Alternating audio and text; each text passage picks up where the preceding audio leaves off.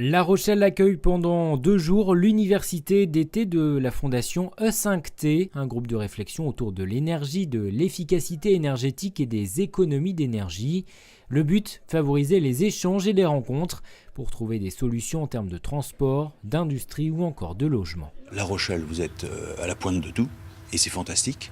Et quand on part de zéro, que vous avez des capacités financières extrêmement restreintes et sur des problématiques par ailleurs sociales urbaines particulièrement lourdes, comment intégrer cette problématique essentielle alors que vous avez la tête farcie de plein d'autres problèmes.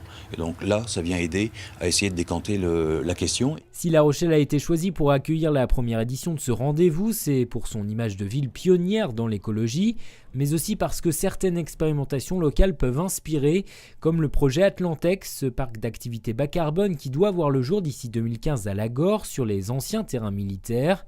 Un pôle de recherche et de formation tourné vers la réhabilitation écologique des bâtiments.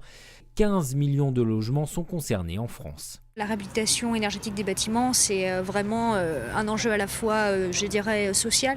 On parle beaucoup de précarité énergétique et c'est un véritable enjeu aussi technologique puisqu'il faut trouver des solutions innovantes pour rénover des bâtiments qui sont parfois très anciens.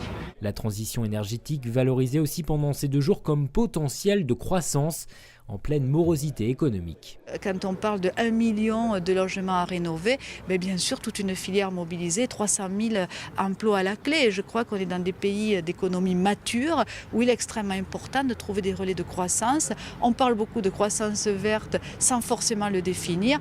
Moi je définis, je dis quand il y a 1 million de logements qui seront rénovés par an en France pendant 15 ans, il y a une vraie masse, une vraie ressource d'emplois stables et des emplois qualifiés. Des réflexions dont il sera sans doute question dans quelques semaines lors de la prochaine conférence environnementale à Paris qui devrait relancer le débat sur la transition énergétique.